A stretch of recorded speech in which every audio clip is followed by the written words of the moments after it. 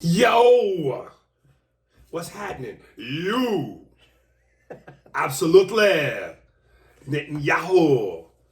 Netanyahu's making the team. Yes, he's making the team. All right. Yeah. Welcome, y'all. Spears and Steinberg, you know the deal. Spearsburg Pod, Twitter, Spearsburg Pod, Patreon, Spearsburg Pod, YouTube, Spearsburg Pod, Instagram, Hits 101. And we're gonna be in Cleveland the week after you hear this. Do you know the date? We're gonna be in Cleveland. Why would I? I think it's that Thursday. You talk. I'm gonna get the date. All right. Yeah, Cleveland. Yeah. That might have been a mistake. Just a bit outside. One of the best movies ever to me, comedically. Major League, man. I love it. You know, Charlie Sheen.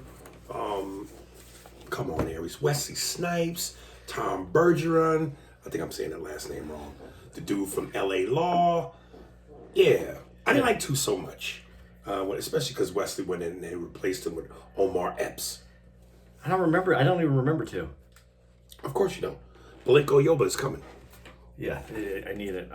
It's going to be the 19th. It's actually a Friday through Sunday show. So the 19th through the 21st. And then apparently, I don't know, because you told me it's true, the 25th through the 28th will be in Tacoma. Yes. Okay. Oh, there we go. So there's some sunshine. Let's roll up our jeans and our sleeves and let's dive right in. Yeah. A lot of people were telling me to check this movie out called American Skin with Nate Parker, produced, I guess, by Spike Lee, right? Something like that. Spike had some involvement in it. And everybody comes, you gotta see it. So I finally watched it today. And I had you watch it. And Andy. First of all, let me say what I said in my post. Because I saw the preview, so I knew what it was about. And for those of you who don't, Nate Parker's 14-year-old son gets shot and killed by a cop. And when the justice system failed him and his family, what? That happens? Him and a couple of his brothers, Leroy Furious, decide to put on bulletproof vests, strap themselves with guns, semi-automatic weapons, take the police station hostage, and hold a mock court for the cop that killed his son. And I went, ooh, boy, this is going to be good. And I want to give Nate, again, these young kids say, give him their flowers, their props. I want to give Nate Parker his flowers because he makes great movies. And I've only seen 2, but the one prior to this one was Birth of a Nation, which was heavy shit. Of course, it was the story of Nat Turner. He was playing Nat Turner. And now there's this one. And god damn it, it's a good movie. But damn it, and I'm working backwards here because I got all these notes, but I work backwards. God damn it. I'm watching this halfway through it. I'm going, this is going to end one of 2 ways. One, he's either going to kill this motherfucking cop, or 2, he's not going to kill the cop. And I had a feeling it was going to be the latter. Because just to see a black man or black character smoke a cop, I just don't think they're going to do that. I don't think the powers that be will allow it. Not to mention, you get the sense from his character, he's not that kind of guy. But in saying that, I went, here we go. Marching, praying. Oh Lord, from the bondage, Lord. It's the turn the other cheek shit. And it took the fucking power out of the punch. They took the power out of the punch. And before I give Andy the floor, my whole thing was this. It's not a movie based in true events. If it was a movie based in true events and he really shot the cop, well then you'd be doing the movie a disservice if you didn't shoot the cop. I knew it was fiction. But I'm going, all right, if it's fiction, then go all the way. If this is make-believe, and let me say, I'm not condoning cops. We're talking about a movie, fantasy. While the content, in terms of context, is real and that's not based on fantasy. It's still a movie. Why not go all the way? They took the fucking sugar out of the Kool-Aid, nigga. I don't think you go all the way, not because of what you're saying. It's because he's a better person than that. It wasn't about killing the other guy. I know you're going to say that's the turn the cheek thing. No, I'm just saying he was a better person than that. And the movie doesn't work unless you make him a better person. Bullshit. Because the end of the movie, if they kill a bad guy, it doesn't make a difference. Here's right now where you always ask that question, where am I going to get the letters? Right there. Well, because let me say, first of all, and I'm basing this off of not just my personal feeling. A lot of black people on Instagram went, dude, what was the point of that? It's like if you're gonna not go through with it, only for guess what? And I set my post out before I saw the ending. Once he took off the vest and put the gun down and got demilitarized, and he even said, I'll take whatever time they give me. I went, so wait a minute. You went through all of that only to not have your son come back. Obviously, Candy's dead.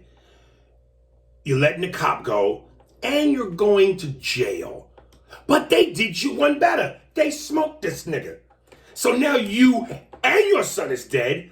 The cop still is free. The end. But the point is, okay, first of all, what I was saying was, and when you rudely interrupted me. I'm sorry. Yes, you did. Well, you interrupt rhythm, so I decided I probably kicked you back in rhythm. In the structure of the movie, yes. If you shoot the bad guy, then everybody it's a deeper meaning when the good guy gets killed. No. It is a deeper meaning. In a movie structure. I'm talking not... Oh, technicals. Technicals, yes. Okay. That's why I'm saying that's why it was done that way. Okay. The other thing that I was going to say, it's addressed earlier in the movie.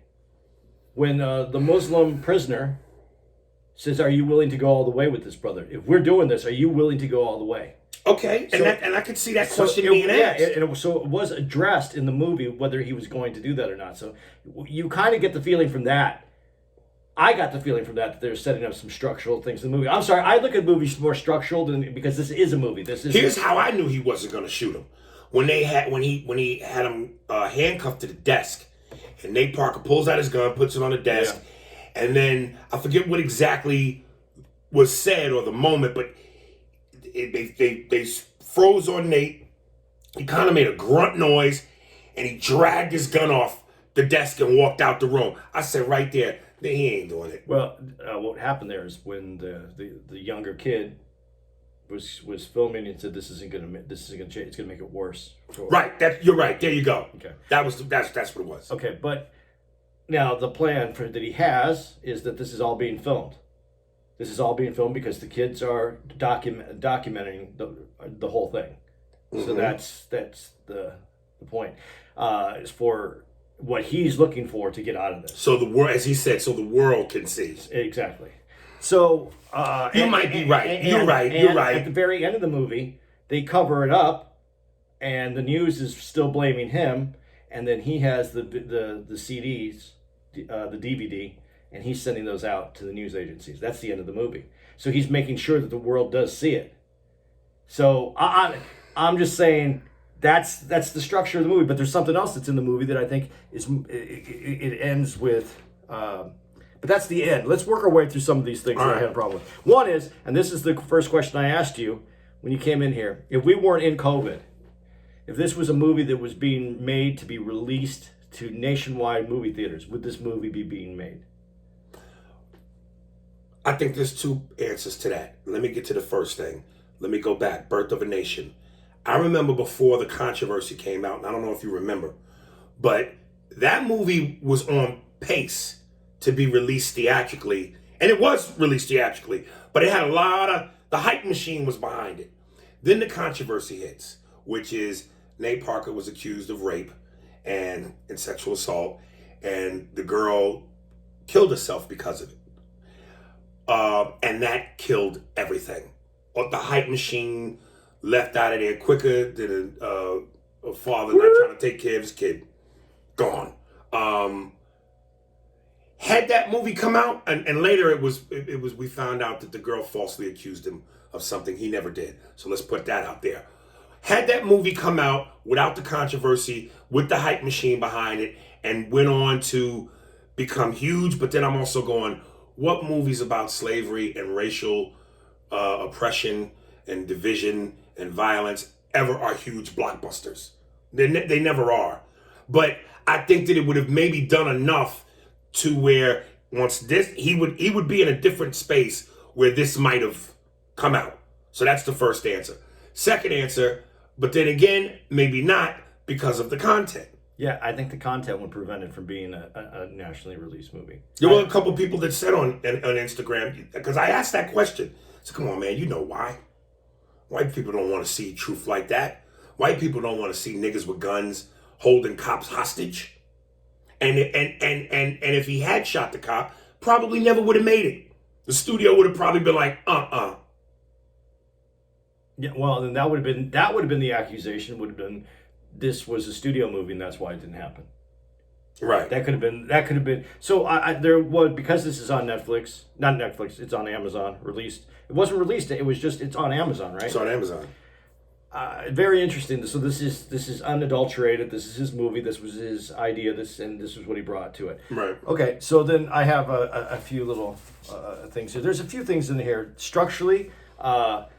The way that events with police happened. The first time there is a shooting that happens in the police station. The first shooting is obviously when they take over the police station. Mm-hmm. But then there's another shooting when the cop tries to grab one of the guys during the fight. Well, the inmate attacks the cop. Yeah, and then the cop tries to grab one of the guns.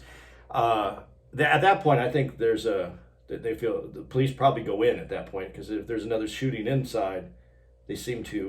Well, what was missing to me the whole time I'm watching all this unfold is, where are the repeated phone calls by the negotiator? Where's the attempt for the cops to come in? They were silent until the whole fucking time. So that kind of felt a little hokey. Yeah, it bothered me a little bit that they didn't include some of that. I'll do you one better than that. Some tension.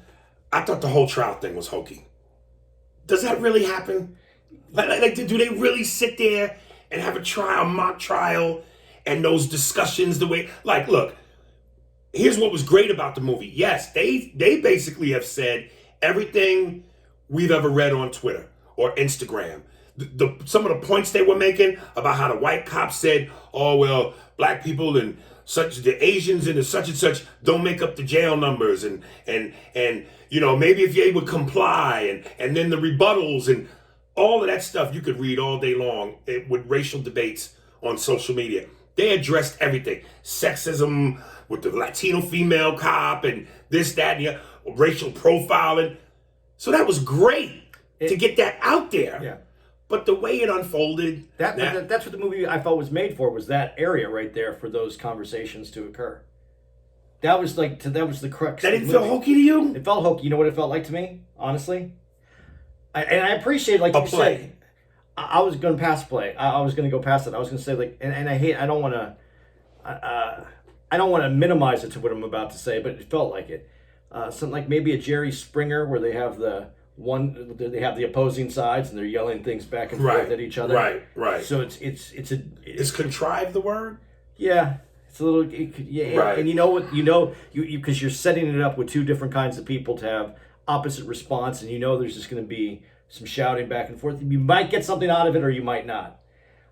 It was real to me in the sense that the conversations or the shouting matches or the debates, whatever you want to call them, were being had and needed to be had. It was fake to me in that it felt like a performance. Right. Well, here's the part where the Mexican dude with the tattoos, who's cartel wannabe, gets into it with the Mexican cop so we can learn about the differences in Mexican culture. Well, but the one thing about that I'll say that I thought was cool is they didn't sell it out to the audience that way. It's like, where he called him out for being, he called him out in Spanish. And he's speaking Spanish. I like that touch. Yeah, and then he answers back, because he obviously understood everything that he said. He didn't answer back in Spanish, he answered back in English, which shows the division. Right. I thought that was a cool touch, but I understand how you felt about, it is a very little, like you said, play control. And almost as like if it were a play, picture this. It's on stage, you're in the audience. The stage is purposely black, so you can't really see the characters. But as each segment comes up, that part lights up. And it felt like, okay, we lit up the black versus white thing. Now let's light up the Mexican thing. Now let's light up the woman Latina sexism. It felt a little contrived to me, man. Well, but he was trying I know. cover all the everything that was happening. He's trying to cover all that. I'm sorry, I'm moving that a little bit, you guys. He's covering all the conversations that needs to be had, that has been had, but never like all in, you don't see in one circle. That one circle is the reason why I felt it was Springer-ish or like. Right, and because of that one circle, it's like, okay, I get it. They set it up so that could happen. It just feels like that would never happen. Well, the other thing that wouldn't happen is it would never be. It wasn't as uncomfortable as some people might have found it. Mm-hmm. It wasn't uncomfortable because it would have been screaming, yelling. People probably would have thrown things. If it was, but like they said, we need to have these uncomfortable conversations. I didn't feel that was uncomfortable enough. Really? Yeah. I think the conversations are deeper because everything that we heard was things that we've already heard before. But see, well, here's the thing. I would say more to your point. I don't think it feels uncomfortable to you because you've had the conversations. You know what I'm saying? Yeah. We've had them so many times that it feels familiar. Yeah. Well, most people don't have those conversations. You're right, because I was just saying, I think those conversations been had. Those are entry-level conversations. Right. And not that there's anything wrong with that entry-level conversations. They need to be because it got to start. Yeah, but I always feel like we're past that, and that's my problem too. Right. Because I always feel we went further than that already, but that's not necessarily. There is a couple cool things that he also hit on too, because and I thought this was really good. When the one kid says, it was the kid who said it. He said, in a poor neighborhood, the policing of a poor neighborhood, and then I think it's the grandmother says, no, a black neighborhood, because and I brought this up before that there is that. The division is on wealth.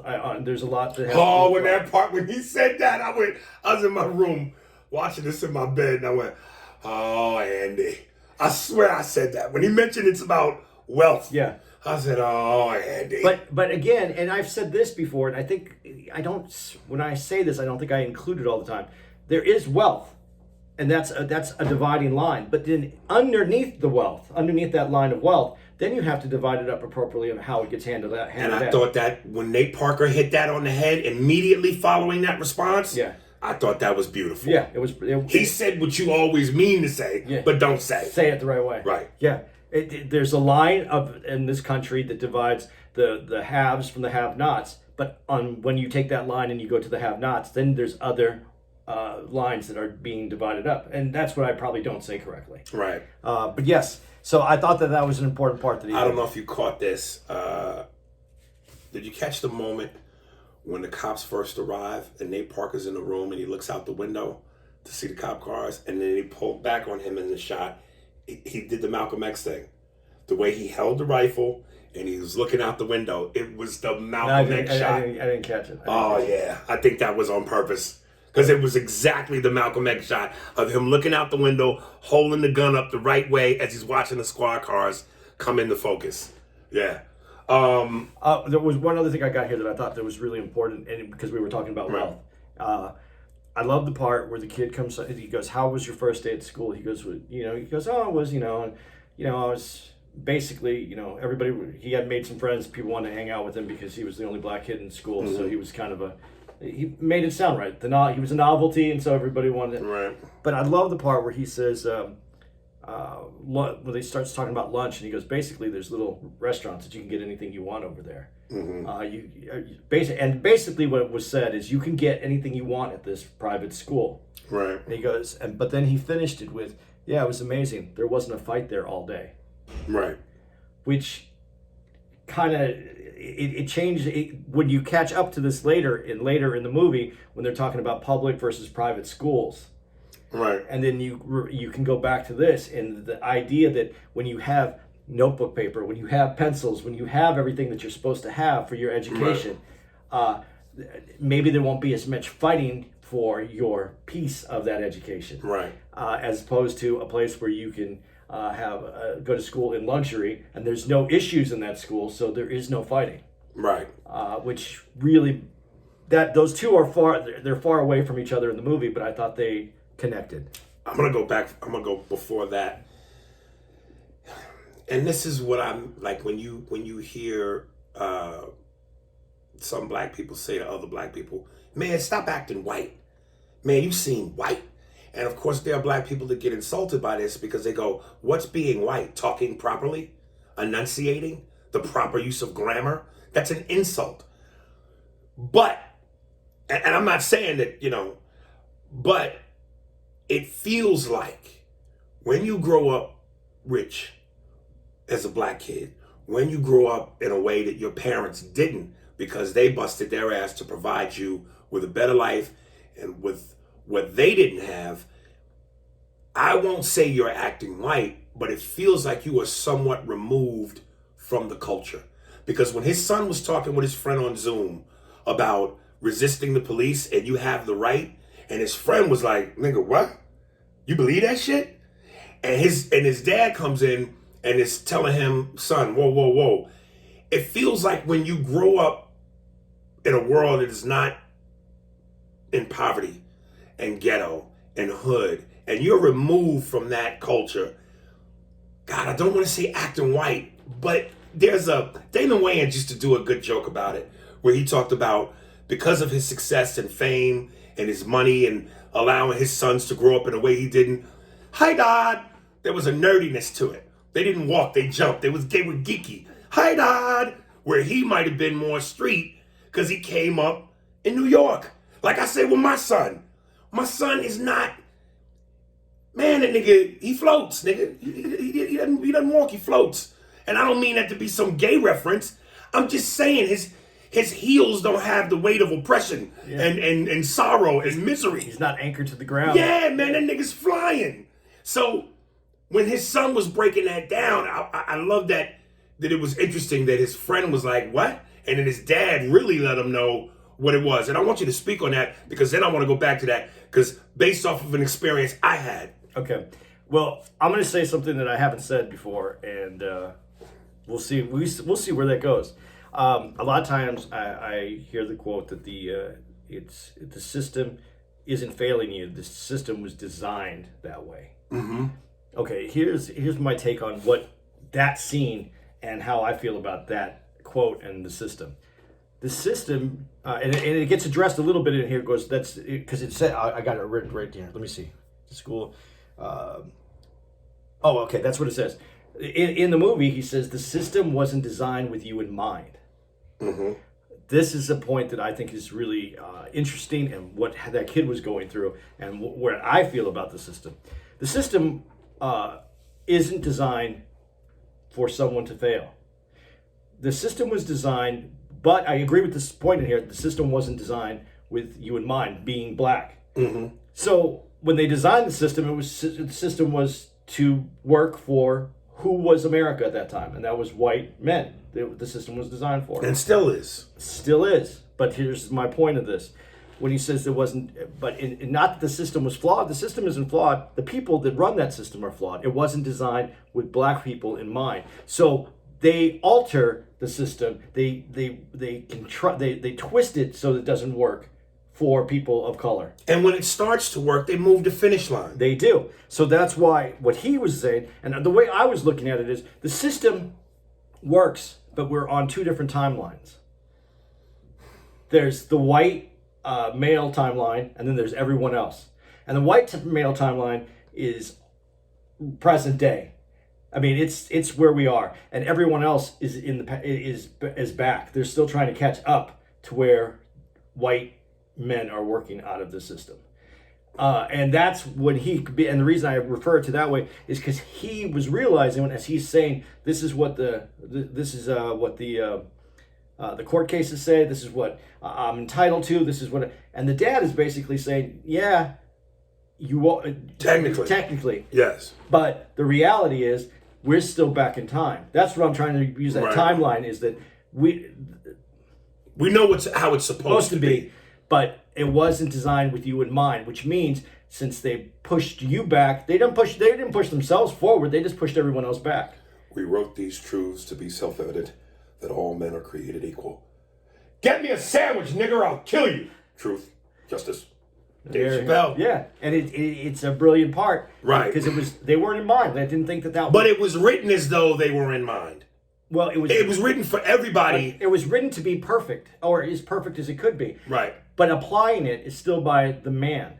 And when I didn't mean when I said it was funny, I didn't mean to say the man, meaning the man. I meant it was by the man who wrote it, the man. But that's really funny because now I really feel the man in that. Right.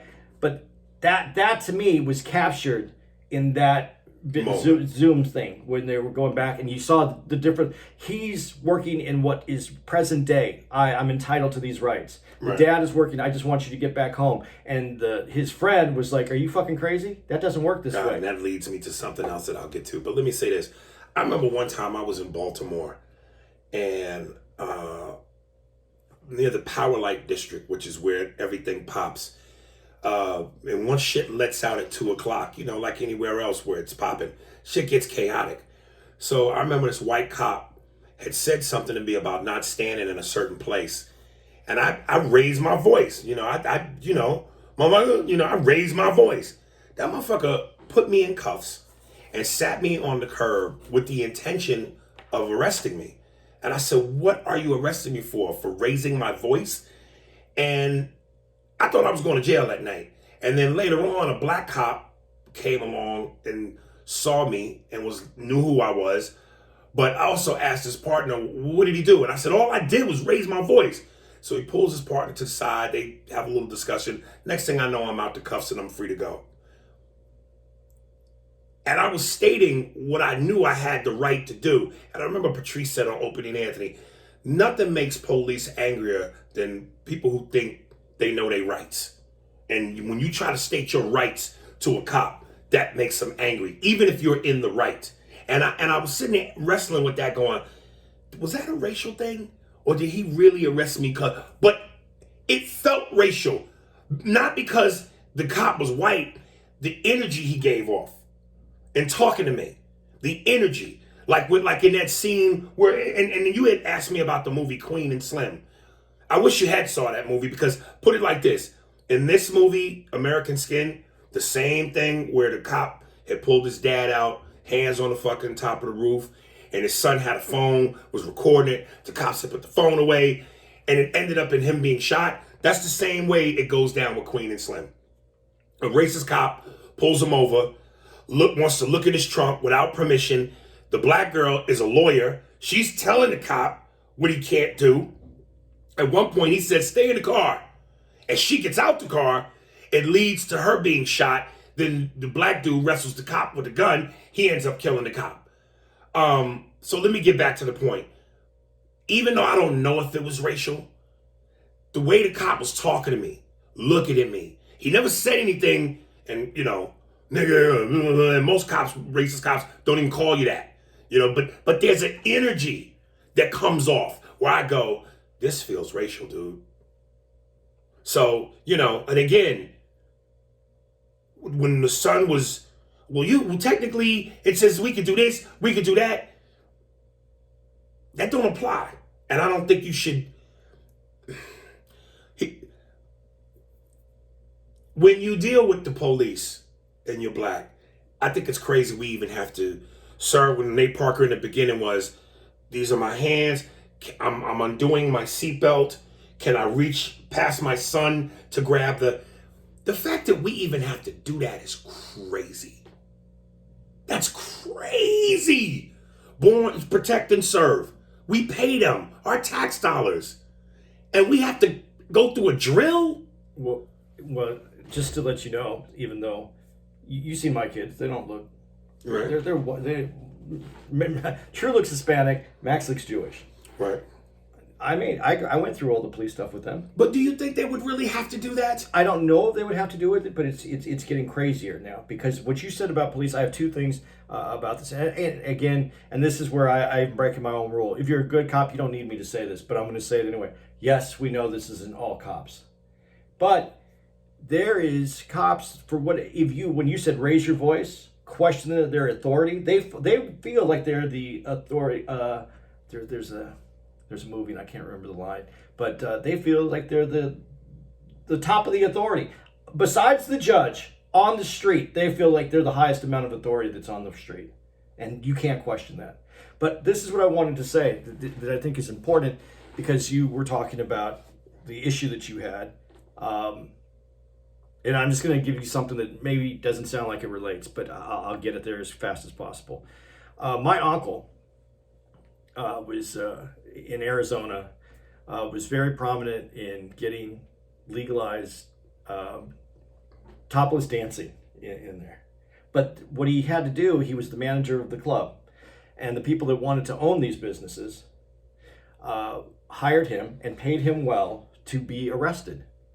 And they would drop the charges. So he had to continue to do it to be arrested. And the reason I'm saying to drop the charges, why they would drop the charges is you can't change the law until you have a case to bring to court. So getting arrested gives you the case? Getting arrested and going to court is what gives you, is a lot of what makes changes in the laws. Because you can set precedent with your cases. Right. So I'm not saying that everybody needs to go out and get arrested, or that you should want to get arrested. I go, but understanding the system and understanding when you are being provoked by any law enforcement, or you feel that you're being wronged, instead of taking your life in your hands, I would, and everybody's gonna say, well, you're white, dude, so it doesn't make a difference. Document as much as you can, and then you go to court, and then that's money, but there's people out there that are willing to take on cases now that can set precedent and go that way. I think it's a lot safer than the other option. Like, I hate saying this because it makes me sound slavish or weak. But I know you didn't see Queen and Slim, but I'm telling you that was the setup. Yeah. You saw this movie. And I'm glad Nate Parker kind of said it, because if you do feel weak or slavish or like you're bucking, his main thing to his son was, do what you got to do to come home to me. And my whole thing was, should the black girl in Queen and Slim got out the car, even though she might have been right? Should she have been spouting, I'm a lawyer and the law says, even though she might have been right? Should Nate Parker's son had been recording that with his phone, which, because it's black, and maybe because the cop might mistake it for a gun, or even if he knew it was a phone, but was going, I have the right. Should you do that if it means, you might not come home? I say, fuck what you think you know about the law. Fuck trying to record it with your phone. If you are sensing that this cop will kill your black ass, come home. And I love that he said that, because to me, anything other than that, I think people will take, and I still think people will take what I'm saying as bucking. Because Lord knows I've hinted at this on Instagram, and there are the comments from no, fuck that, brother. Fuck them pigs. You stand up for yourself. You gonna stand up to lay down in a coffin?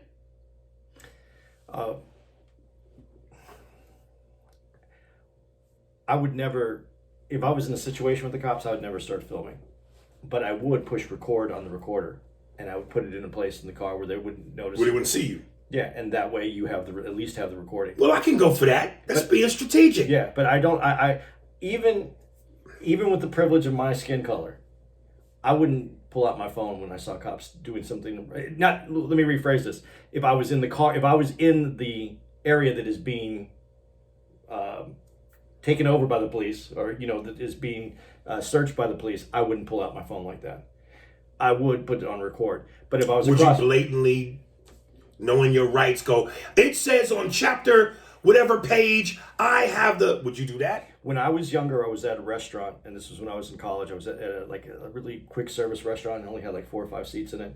And there was there was one section where you could have a big table, and these cops were there. There was like 6 of them. And I just come out of a class, and it was an art class, and we were just talking about art, and it was with this, it was a girl that was in the same class, and we went to have lunch, and we were discussing the art, and we were like getting kind of passionate about it. And this cop comes over and he goes, "You need to keep it down." Left his table, came over and stood in front of me and said, "You need to keep it down." I go, "Keep what down?" I was like, I wasn't even trying to be a smart ass. I was just like, "Keep what down?" Like I thought, what did I do? Right. And then he goes,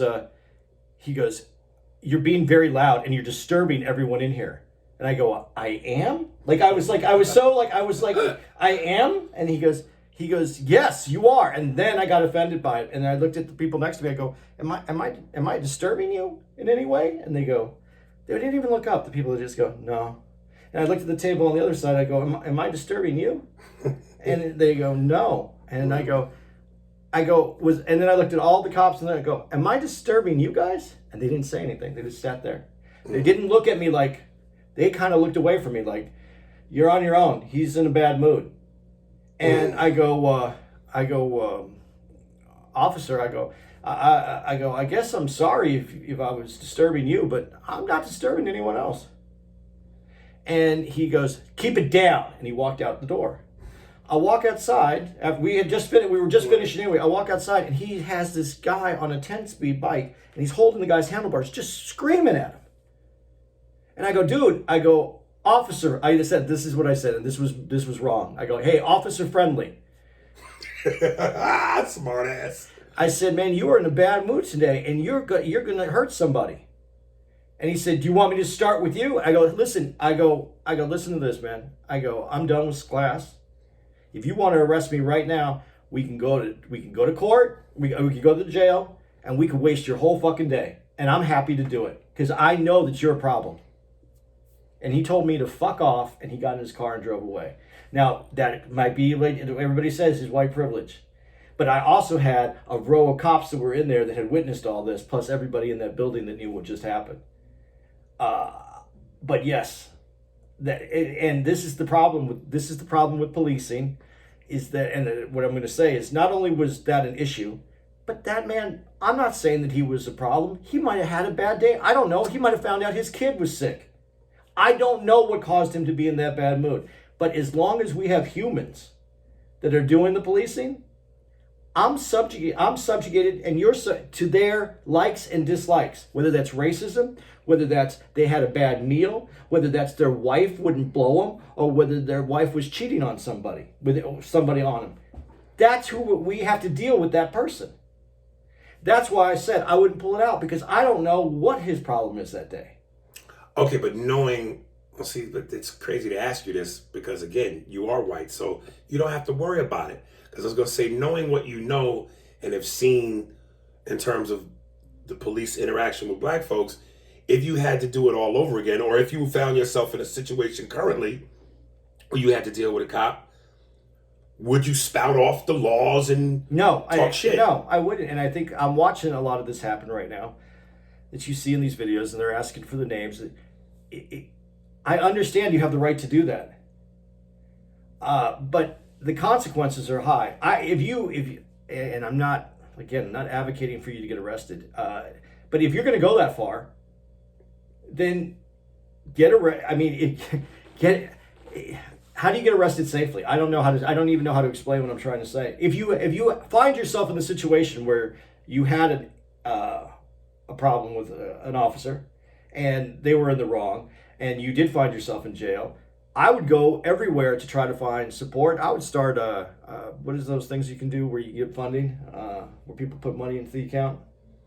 Oh, like a GoFundMe? Yeah, I'd get a GoFundMe to go fight the police. I don't know what I would do, but I would, if you have a law case, if you have a case, you can actually take that up with the court, and you can try to get that officer that wronged you.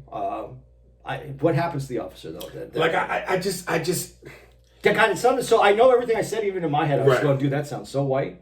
Well, no, but look, as I'm watching it, and I remember I was more mad at Queen and Slim because she got out the car and she was, I'm saying this loosely but seriously, typical black woman shit. And I don't mean that in a bad way, but she was, why you harassing him. You don't have the right to look in that trunk and blah, blah, blah, and blah, blah. And I remember she got out the car and I'm watching and going, bitch, get your ass in the car. Fuck you getting out the car for? And as I'm watching this movie and his son with the phone, I'm going, man, put the phone down. Let him see your hands. And it almost feels like I'm saying what the typical white response is. Comply, comply, comply. Knowing that complying ain't got nothing to do with this. But I'm more or less talking about comply just so you don't get killed. Yeah, but just so you come home. But on the other side of that argument, and I'm saying this because I heard my other argument or my other thing that I stated. It sounded almost comical to me in another way. Sandra Bland didn't do anything other than have some disdain for the fact that she was profiled, and all she did was have a little slight. I mean, a minor. I wouldn't even call it an attitude. She was just frustrated. But then remember in the movie, the cop later admits it was a profile.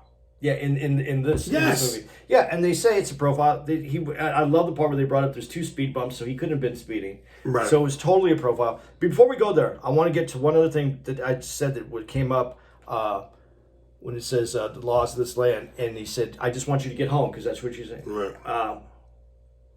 No, it was Ghost. Speaking of which, let me just say this, and this is just a quick note. Omari Hardwick remind me of why I can't watch Ghost without Power without him.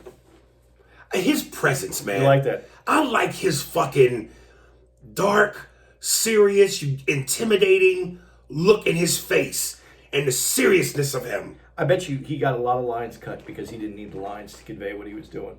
Yeah, man. He does that fucking, what did you say to me?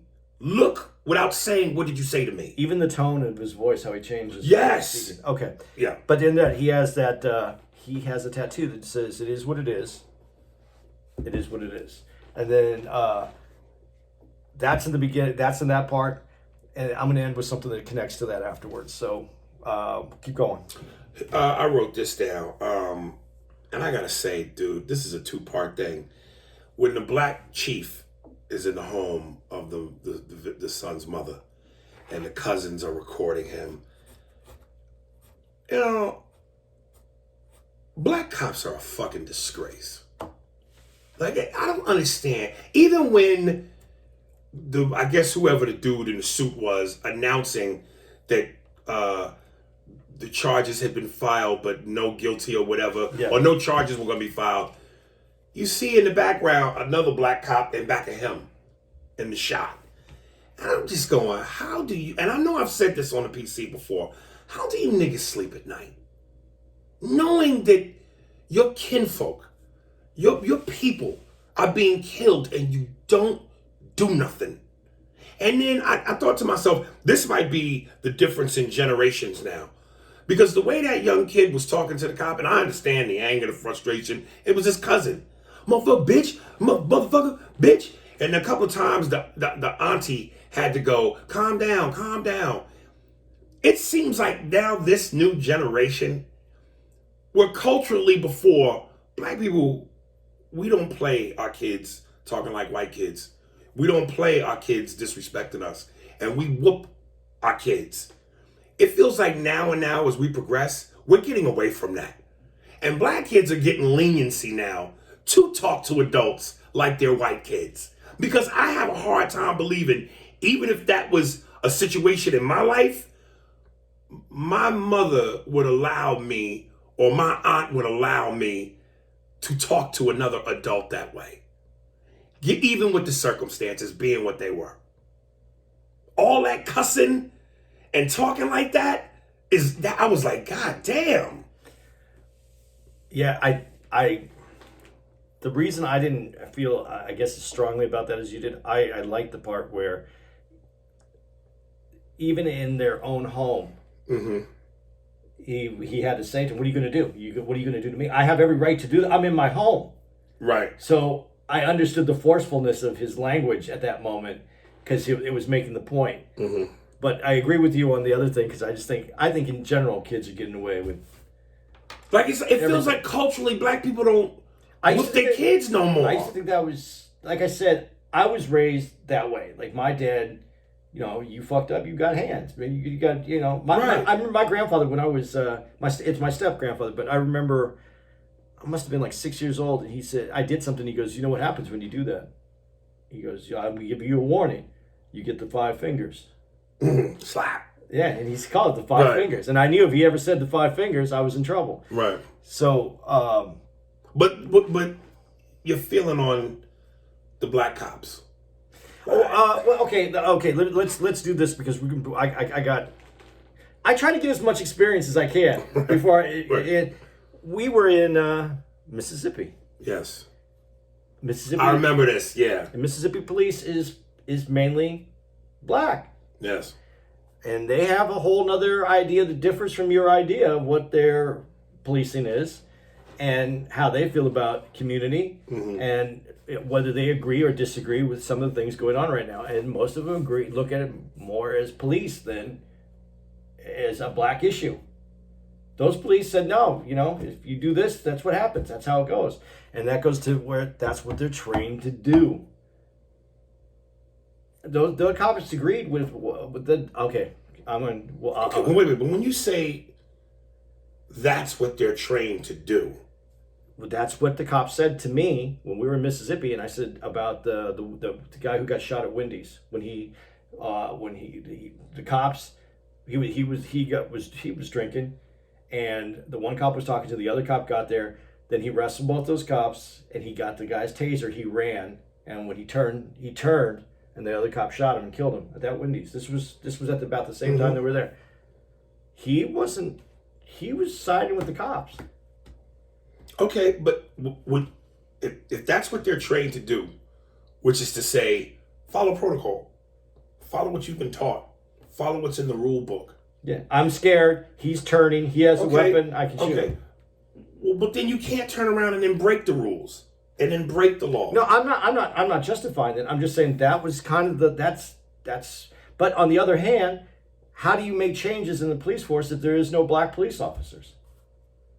But then the black police officers go in, buy into the brotherhood. So I'm very conflicted in this. This shouldn't be a conflict at all. I'm conflicted with what's happening with it. No, I'm not saying you personally. I'm just saying if you're a cop and you're black and you know this shit is going on, you're watching it on the news, you're reading it at the papers, you understand why the riots are breaking out in your cities. How do you just allow this? How? Because you can make more change within than you can outside. But ain't none of them doing it. But you know, that's where I said that's where I'm conflicted with this. I think you need black police officers policing black neighborhoods so that it doesn't feel as I don't want to say enemy, but you want to have someone that that knows the neighborhood, that knows the area. Right. As opposed to just someone that's coming in there and it becomes a racial issue. You know, I don't know if you've ever noticed, and I'm sure you might have been in the room a couple times, when we've done shows where we have, and this mainly happens in the black rooms, especially the ghetto black rooms, they always have security that's an ex-cop or a cop, but got gun and a badge. And every now and then in a white room, a cop may come in from the outside. To see the show. And I've always jokingly asked the black cops, hey man, how come y'all don't tell on the ones that y'all know are fucked up? And what always happens? They laugh, the crowd laughs, but I never get an answer. They never answer me. They never go, you know what it is, brother? They don't answer me. Yeah, okay, now let's go back to the movie. In that they attempt to say, you know, it's a very difficult job. The toughest job is stopping someone, the initial stop. We want to get home. We want to see our kids. We have the same feelings as everybody else does about trying to get home.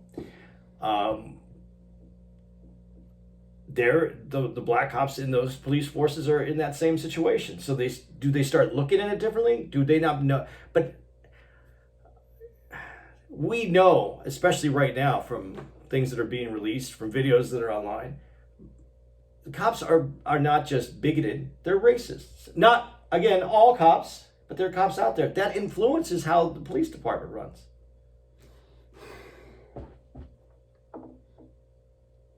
So this is why I'm conflicted with it. I can't even answer that question. You know, but even when you say and I agree, because you don't want to paint everybody with the same brush. When you go, not all cops, but one thing that I always found interesting, like even in that scene where they had all the cops tie, with the hog ties or whatever, the zip things. Again, no one is outwardly racist. You blacks and you black people, niggas and coons and even when the cops claim not to be, like the one cop who goes, I know I'm not racist. But the more and more you let them speak, they show how racist they are. I'm telling you, the tone changes when they start getting specific about what really bothers them. And even then, it seems like they're trying not to, of course, say the N-word, because that's the dead giveaway, or anything else that's outwardly racist. But when they speak, it's like they're finally getting the weight off their chest. And when they get detailed and they get passionate, you see it. And you go, there it is. There's the racism. Yeah, but this is in the past for them. I love it. Anytime I hear someone say, I'm not racist, I know that that's a problem. Because the true definition, one of the definitions of racism is just a predetermined ideology of a person, place, or thing, usually in the negative. So when those cops are speaking and they're saying they're profiling, you're black, you're in an old car, you're in a nice neighborhood, I need to pull you over, something's there. That's not profiling. That's a racist thought. A predetermined ideology of a person, place, or thing. That's all of them right there. Mm-hmm. Person, place, and thing. Mm-hmm. It's not profiling. It's racism. And that's what you're taught. You're taught a racist maneuver. So there is, like I said, the system, it's the way that the people enforce the system. Are you racist, Andy? Yeah. Okay. I mean, we all have, you're racist. Every one of us has racism within his... Well, that's like they say. When, again, another definition of racism is being able to oppress one by means of power. And black people have never had the power. So we can't be racist. We could be bigoted. You have more power now than you did before. Right. And the reason I'm going to say this... Well, I know I've always had power, because when I put my dick on a bitch, she cannot get up. The power statement is correct. But you're also... and this is where it starts to get more complicated. You're also American. And America has power, and you're part of that power structure, whether you enjoy all the rewards of America or not. People in other countries that are oppressed by maybe American actions or policy don't look at you as just a black guy. They look at you as an American guy, and you have power. Well, look, like, again, let me go back to that scene where the Hispanic cop is talking about the cholo. Did you see the passion in which they were going back and forth? Now, I don't speak Spanish, so I don't understand what the guy who was speaking Spanish was saying. But whatever he was saying irritated the cop off enough to where you almost saw the veins popping out of this motherfucker's head. And again, because I'm gonna say something to this. The way he was going back at the Mexican prisoner, you could tell he had an issue with his own people. And when you ask me, or when you say, am I racist? And yeah, I think we're all a little racist. Dude, I love my people, but I also have a problem with my people. Because, and listen, Chris Rock, I love black people. I hate niggas. Niggas will rob your house and come to you the next day and go, heard you got robbed. The mentality, the attitude, the non-class, I hate niggas sometimes. And what I'm saying that is, 2 nights in a row, back-to-back shows. And again, when you do something long enough, you come across everything. First time for me I've ever done shows where here in Kansas City, 2 nights in a row on a back-to-back, 2 ignorant niggas. They're disruptive. They're like roaches. They serve no purpose. And the one dude who I got into it with was I don't even want to get into details. But then the black bitch last night, who was so goddamn drunk, and to the point where, nigga, it got explosive. I cussed out the management. Like, y'all motherfuckers just sit back and do nothing. And it's like, listen, again, I'll handle a heckler. That's what we're trained to do. But at some point, you can only talk a motherfucker down so much before you gotta kill him. And I'm using this and try to put in police terms, not in a bad way, but in the justifiable way. I'm not talking racially. I'm talking if a motherfucker put the knife down, sir, back away, put the knife down, and you can only talk so much before you gotta take this motherfucker down. I can only talk so much before management should throw you out. And at one point, when I did the joke about how if a woman got nice feet, I'll suck on her toes. Did you see that the bitch took her boot off and started kicking her leg in the air? Like she literally took her boot off and was just kicking her leg in the air. And I'm like, yo, this is beyond. But she was. Niggas make me sick. But she was drunk enough that she thought she was doing something. No, because a part of that too is that concoction of liquor and ghetto. You listen, you can be drunk and act a certain way, but when you're ghetto and hood, which means you don't what's that word I'm looking for? It's not, class is one. Oh my God, I think it's a word that starts with E. I want to say etiquette. When you're from the ghetto, I got a word in. And you're from the hood, and you just are trifling, and you have no etiquette, you really don't know better. And then you put alcohol on that, that's an explosion. Well, she was also very ghetto proud. She was proud of her. She came out and said it that way. She goes, right. I'm from the streets. I'm from she the kept ghetto. going South Central in the house and making that Cardi B grrr sound all night and throwing up West Side, and I'm just like, Jesus, you have no etiquette or class. But she was. I'm only saying this from my observation. There's a lot. Hold on, I'm sorry, Eddie. There's a lot of ghetto niggas that grow up in the hood and the ghetto and poverty stricken, but they have class and etiquette. So I don't want to make it seem like I'm saying just because you're from the ghetto or from poverty. No, it's how you was raised. You can't necessarily help your conditions, but you can help how you're brought up. I mean the parents. The parents might not be able to go, look, I didn't bring you into a world with a silver spoon in your mouth, a house, a lawn, a mortgage, several cars. You were born into poverty. But just because you were born into poverty doesn't mean it has to be your mindset. It has to be your etiquette. It has to be your behavior. I was born poor. I grew up broke with mice and roaches. But again, my mother made us do book reports. My mother made sure we read. We were well read. My mother trained us and made sure we had etiquette. I can't, and some niggas have no etiquette. I can't fucking stand them. So yeah, I'm racist. All ethnic groups have the same thing that you're saying. When I see Hispanics, I'm going to say Mexicans because I'm not going to put it in Hispanic terms, but when I see Mexicans doing things that I feel are the stereotypical type, it bothers me. When I see Jews doing that stereotypical thing that Jews are, it bothers me. We all have that. I think that's cross cultures, everybody except for when I told you white people don't necessarily look at white people and go, oh, that reflects me. They haven't in the past. They are now. I think that is happening now. But we all have that where we don't want to be put in that group. Right. And so that it fucks with us. This is something we tried to move away, better ourselves from, look different thing. And that's what it felt like the Hispanic cop was conveying to the prisoner when he got angry. He stood up and he lunged toward him like he was almost like going, what I'm doing, you niggas make it bad on the rest of us. But there was something important that we didn't say in there. When they pulled out all those prisoners to be the jury. The jurors, yeah. He goes, these are all nonviolent offenders.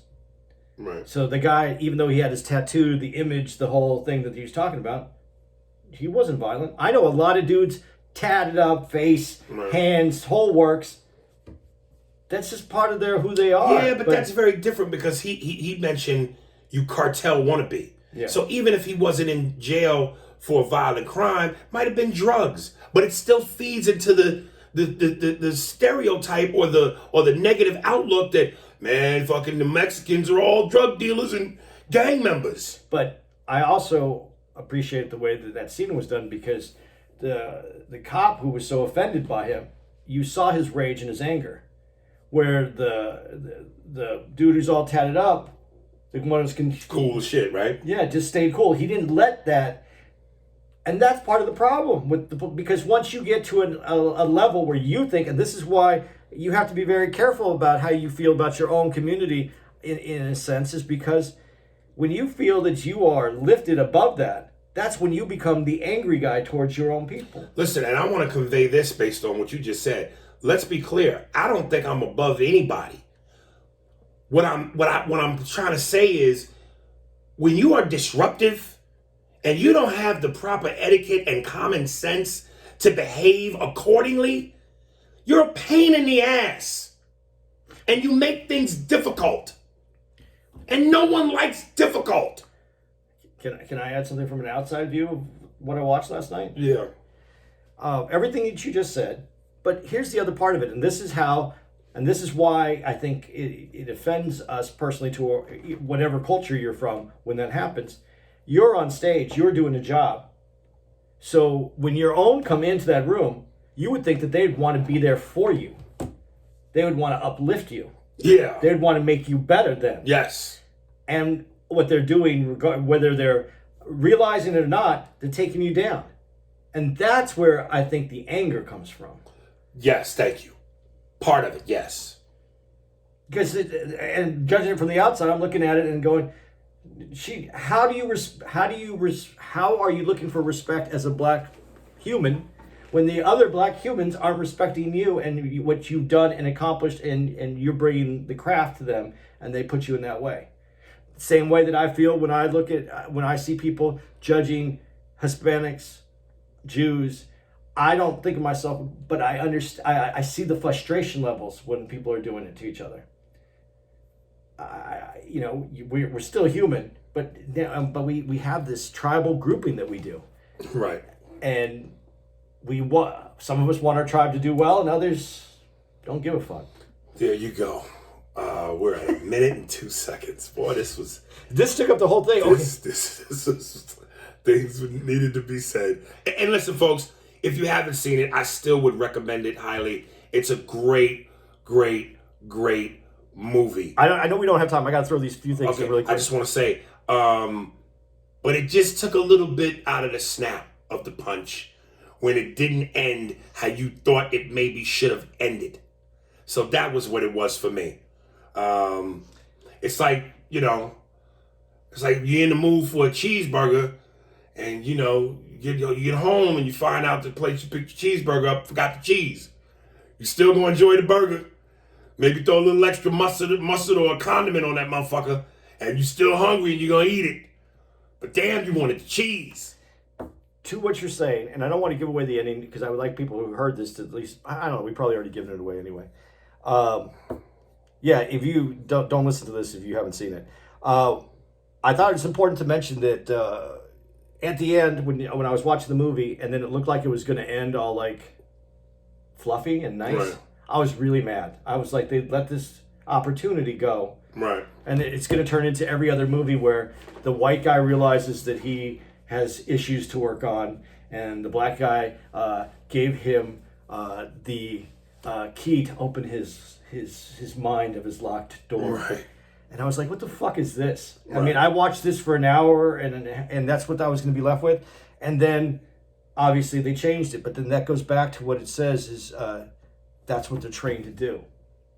Because the cop kept yelling, that's what they're trained to do. And at the very end of the movie, I went, oh, shit, that's what they're trained to do. It ended with the call throughout the whole thing when the cop keeps saying that's what they're trained to do. And as long as that's what they're trained to do, mm-hmm, this is the problem with the system. This is what's going to keep happening over and over and over. It's not just about the police. It's not about the guys in the car that's paying serve and protect. It's the training that they go through and lack thereof training. Mm-hmm. So that's what I took away from the movie right there, is that's what they're trained to do. Right. Okay. So I don't know if anybody else got that from it, but that that made all the sense to me at the end when I felt that that's what they're trying to do. All right. Change the system, man. When they shot him at the end, That's what they were trained to do. I know, but I was almost waiting for that the Warner Brothers Bugs Bunny cartoon thing to come up. That's all, folks. Because that felt like, what the fuck was that? Yeah. All right, from my boy, once again, Maurice Dotson, a.k.a. The Doctor. And he wants me to spell it out for you. THADOCCTAH. The Doctor. It can be pulled up on YouTube and Instagram. This is Lady Razorblade from The Doctor.